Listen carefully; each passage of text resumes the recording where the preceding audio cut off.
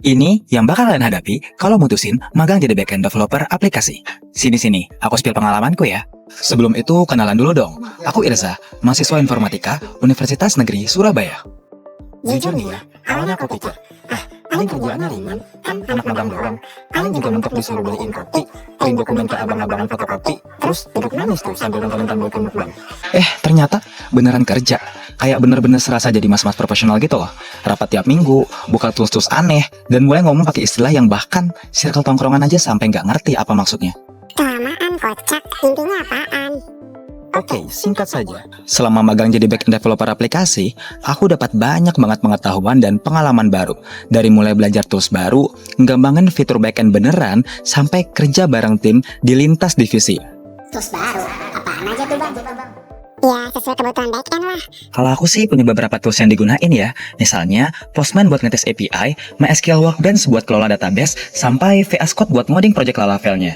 Intinya, balik ke kebutuhan masing-masing developer ya, oke? Wah, terus dari tools yang disebutin, udah ngembangin apa aja tuh? Ya ngembangin aplikasi dong, ya kali ngembangin adonan. Intinya ya, pastiin dulu aplikasinya udah punya database. Kalau belum, ya buat dulu. Pakai MySQL Workbench, mulai dari tabel user, layanan, sampai transaksi, pokoknya semua yang relevan dengan kebutuhan aplikasi. Nah, setelah itu baru deh pakai Laravel buat ngoding fitur backend-nya. Misalnya bikin API login user, input transaksi, sampai ngehubungin data biar bisa kebaca di Android Studio. Tapi nih ya, biar nggak asal-asalan, semuanya harus dites dulu di Postman. Kalau datanya yang muncul udah benar dan sesuai, baru lanjut kirim ke tim front-end. Tapi ya gitu, kadang hasilnya nggak sesuai dengan harapan. Debug jadi sahabat, error jadi rutinitas, tapi ngeluh nggak boleh kak. Semua orang juga capek, nanti nggak capek kalau udah di surga. Wah bang, ribet juga ya. Terus kalau gitu enaknya di mana dong? After all, tetap ada hal baik yang bisa didapat kok. Ngeliat fitur yang aku kembangin beneran work, datanya muncul di aplikasi tanpa kendala. Rasanya tuh kayak nemu duit 100 ribu di lemari waktu akhir bulan. Wah, lega banget bro. Tapi nggak cuma itu aja, aku jadi ngerti alur kerja tim itu kayak gimana. Mulai dari nerima job dari atasan, ngebagi ke sesama tim, ngecekin API sama kebutuhan front end, sampai revisi-revisi yang nggak ada di roadmap tapi muncul dari langit.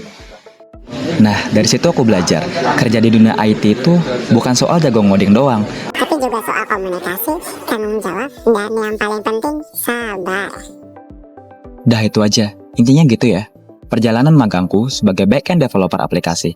Jadi, kalau kalian mutusin buat magang jadi anak backend juga, saranku cuma satu, banyakin research. Karena kalau kalian nunggu dia duluan, maksudnya kalau kalian nunggu diajarin dari awal, ya nggak akan pernah cukup.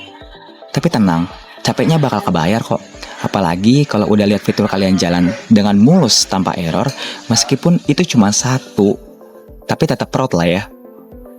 Sekian dari saya, itu cerita yang bisa aku ceritain sebagai anak magang backend yang sekarang udah agak ngerti lah bedanya error sama typo. Aku Irza, sekian.